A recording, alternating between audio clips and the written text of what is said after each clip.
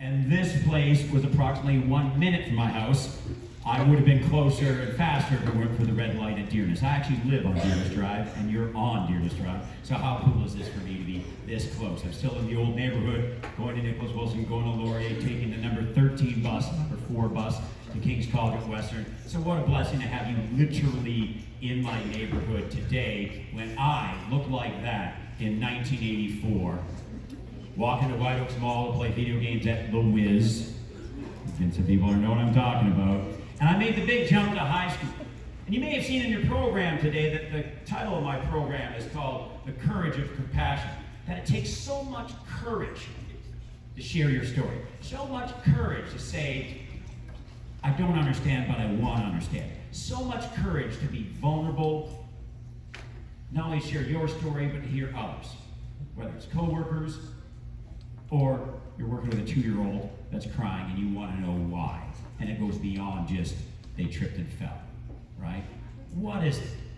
It just takes such tremendous courage to have that level of compassion. To be in a room full of so many professionals like yourself that live by that. That over the next few minutes, I hope I continue to encourage that, especially as we work with each other, as so many of us are in that weird middle bracket, aren't we? Where we're dealing with elderly parents. My mom is 78. We lost dad to cancer 14 years ago. And then you're dealing maybe with teens in your life. Many grandparents are out there. Or many of you are now in a very young journey yourself as new parents. Your own 2-year-old, your own 1-year-old, your own 7-year-olds, right? You're feeling pulled in so many directions. And so having a team around you that get it, right? That get it.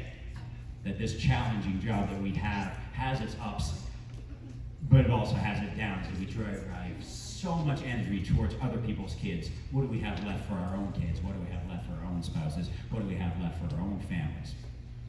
So in 1984, I was 14 years old. And my favorite sport was football. And as you can tell in high school, I played football. Again, why? Like right in the front of your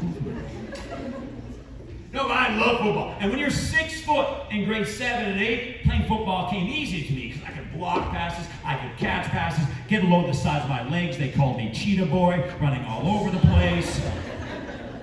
Okay, fine, I called myself Cheetah Boy. I didn't like the nickname Skinny Ginger. I'm not making this up. I had to put sunblock on last week at the Yates Cup at the Wilfrid Laurier. My niece, who's at ECE with LCC at the Cedar Hollow campus there, she said, Uncle Andrew, you're the only person I've seen put on sunblock in November. Because I am the definition of white person here, okay? This part of my body has not changed color since I left my mom. It's true. It's just I had the moves. I was always picked first. When it came to football in grade 7 and grade 8, I was demanding. So when I went to high school and they told you to get involved, I had a couple ideas in mind. I was going to get involved in the classroom. I loved math. I loved French until I ran into it in grade 10. I loved geography and history, and that's what I went to Western University for. I was going to get involved in track and field, because when you're 6 foot in grade 8 doing the hurdles was completely hilarious. But I really wanted to play football. My favorite team was a team called the Los Angeles Raiders that then went back and became the Oakland Raiders, and now they're the Vegas Raiders, and they won the Super Bowl when I was in grade 8. They have not won it since. So when I arrived at Sir Wilfrid Laurier, I tried out for the junior football team the very first day of high school. The problem was I was 6 foot, 118 pounds. My number one enemy, the wind. Now I can laugh now because I've really filled out. I'm now a strapping 6 foot, 145 pounds. Do you know that I'm 15 pounds underweight for a 6 foot woman? It's true. So when I lined up for my very first practice, trying out for football, and one of the first persons I had to line up against is local legend Harry McDonald. And I love speaking to London because when I say Harry McDonald, people know him. They recall him as a Highland Games world champion in the 90s who used to flip telephone poles for a living, work at Sterling, right? Work at Sterling. Work as a bodyguard at all these concerts, whether as you were seeing Ozzy or Simple Plan, right? He was one of those big bodyguards. He was already 6'4", 250 pounds, and had more body hair than should be possible on a 15-year-old lining up against me. I'm gonna kill you. And I look right at him. I know. So you might not be surprised, but I was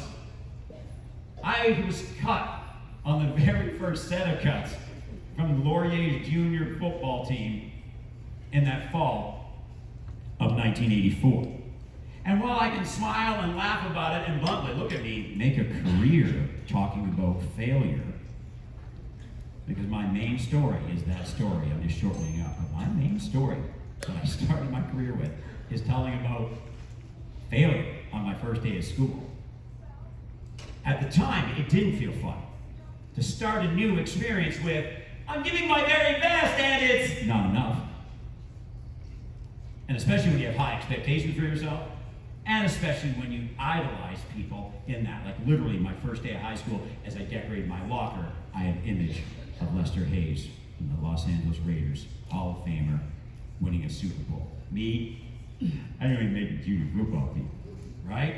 You have expectations and they get diminished. And that's why what happened next brought me here today. What happened next changed my life. And I share this with you because every day when you encourage others, every day when you weave a bit of your story into how you share compassion with others, when your disappointments becomes ways that you lift up others, when you look at somebody and literally say, hey, I understand, I've been through that too. And they go, no way. Yeah, I have that. I understand bankruptcy. I understand divorce. I understand family splinters. I understand being away when you get the phone call and you just can't make the funeral because you're away. All these moments that make us human, when we share it with other people, that connection changes lives.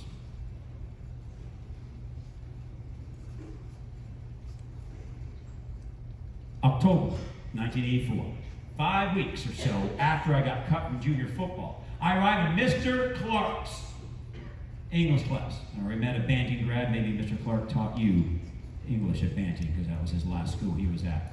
And I walk into Mr. Clark's class and he's handing out letters.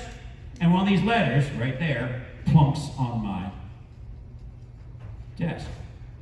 What's this for? I said. Oh, it's from Mr. Young, my second semester gym teacher. Why does he give me a letter? Well, did you run track and field in grade 8? Yeah. Well, I think it's about track and field. What? And I open this letter and it says, Dear Andrew, we've analyzed your elementary school track and field results, and there's a key word here. You show potential for track and field and should be part of potential tests to be part of our Laurier track and field. By the way, this is 1984, a long time before political correctness. He highlights potential and doesn't call them tryouts where there's cuts. He calls them potential tests because you know what he figured out very early? Hey, grade 9s, just come on out. Maybe we'll teach you pole vault. Maybe we'll improve your hurdles. You've never done triple jump? Here we go. And because I was in grade 9, he clearly outlined what my potential test was. And those of you with difficult last names, spelled my first name, my last name correctly. And that letter, folks, changed my life. It's literally why I'm here today. Don Young, legendary track and field coach of Laurier and Saunders, and I've already met a Saunders saver because Teresa was just up here. Don Young came up with this idea as a way to connect with young people. He took his own life experiences, wove it into his educational experience as an educational leader like you, shared it with others,